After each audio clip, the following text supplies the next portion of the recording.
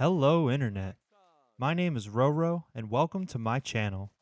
I hope everyone's having a good day. Today, I wanted to elaborate on the video that I made last week. You don't necessarily have to watch that one to watch this one, but it's up in the corner if you want to check it out before you watch this one. And essentially, one of the viewers of this channel asked if I would share some, backstory on my life, like growing up as a kid and developing and how that affected me as a young adult and onward. So, thanks again, NYC Bible, for the suggestion.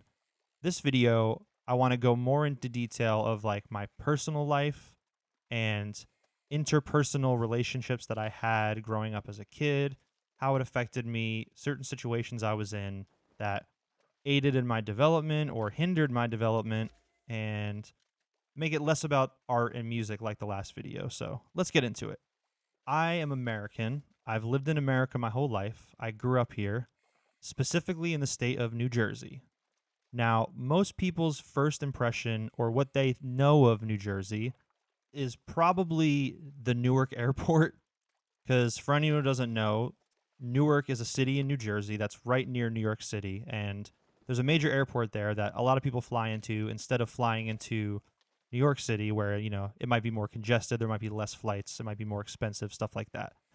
So a lot of people's first and only impression of New Jersey is the Newark airport and the surrounding areas, which is very urban, dystopian, industrial. That's where you get the kind of stereotype that New Jersey smells, which parts of it do smell. I'm not going to lie about that. Or most people's first and only impression of New Jersey is the show that was on TV, in the 2000s, 2010s, called Jersey Shore, which, again, there are parts of New Jersey that are like that. There are people in New Jersey that are like that. But most of New Jersey is not like that. And New Jersey is a really interesting place because it's the most densely populated state in America. And it's a very small state compared to a lot of other ones as far as, size. So there's a lot of different people with different experiences in a very small, compacted area. And depending on who you ask, who's from New Jersey, where they're from, you're going to get very different experiences. I would argue that New Jersey is one of the most diverse places to live as far as experiences, because pretty much anything that you could experience in America exists in New Jersey, just as a microcosm. So, of course, there are like overarching things that are all throughout the state, but depending on who you ask, you're going to get a different story on what their experience was growing up in New Jersey. And the area of New Jersey I grew up in is essentially just the woods, like it's suburban, of course, but I was just in the woods all the time as a kid because there was just woods everywhere in my hometown. And that's not something that people necessarily think of when they think of New Jersey. There's beautiful nature there that a lot of people don't know about. It's called the Garden State for a reason.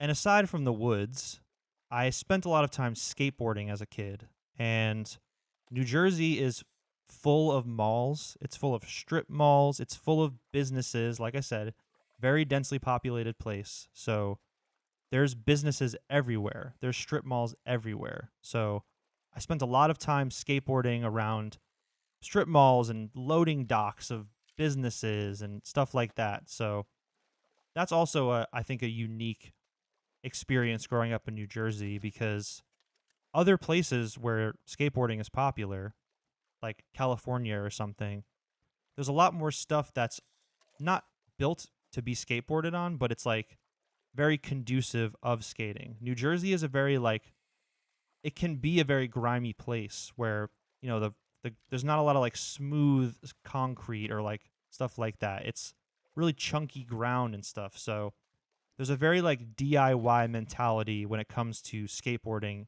if you're from New Jersey. If anyone's interested in this at all, I would look up the skateboarder Fred Gall. He is the pinnacle skateboarder from New Jersey, in my opinion, and probably my favorite skateboarder and probably the most influential skateboarder from New Jersey, in my opinion. But yeah, to go back real quick, that DIY mentality, I feel like, is, at least in my experience, the people that I grew up around, a lot of people had that mentality. We didn't have a lot of nice skate parks. We had to build our own ramps. We didn't have all these cool venues to go to. We had to go to New York City to go to shows and stuff. So a lot of the times we were doing like DIY stuff, like I'm a musician. So we would have like house shows or just like shows at a local church or like a VFW or something like that. Like you kind of had to do everything yourself if you wanted to make it happen because there wasn't this established, industry where I grew up. But at the same time, I was always going to New York City, either to skateboard or when I got a little older to go to shows and do music stuff. So I'm in the woods, I'm doing all this stuff, but I'm also having access to the biggest city in the world. So it was a really interesting way to grow up. Like I was able to experience a lot of different things. So with all this said, there was a lot of different types of people that I knew. I had my friends who were in school band and were doing that sort of thing, maybe like the stereotypically smarter, nerdier kids. I grew up skateboarding, like I said, so I was around a lot of skateboarders, and you know, skateboarders have a certain attachment to them that, stereotypes of being destructive or something like that, which is true. But honestly, in my experience, skateboarders are just artists, they're just creative people. And a lot of the people I knew that skateboarded, they did other forms of art. So, yeah, maybe especially when I was younger in the 2000s, people definitely perceived it that way. I don't know if that's the case anymore, but so those kids were different than the band kids, but then there was also the music scene that was separate from school band, and that was a whole different group of kids because, New Jersey and New York has a big hardcore scene. So I was in hardcore bands and like in that scene, and those are a whole different group of kids too.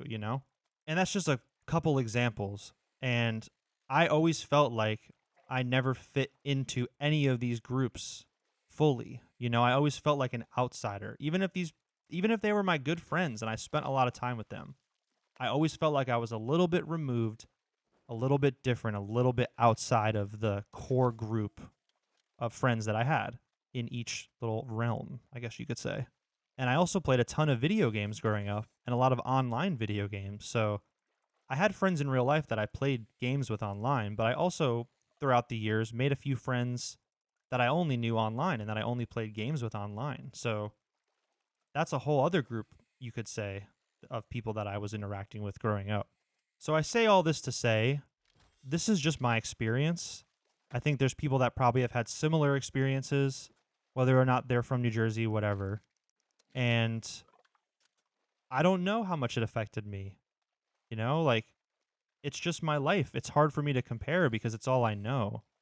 And I can say for a fact that I've done a lot of different things outside of New Jersey and, as an adult that I don't know if they had anything to do with New Jersey.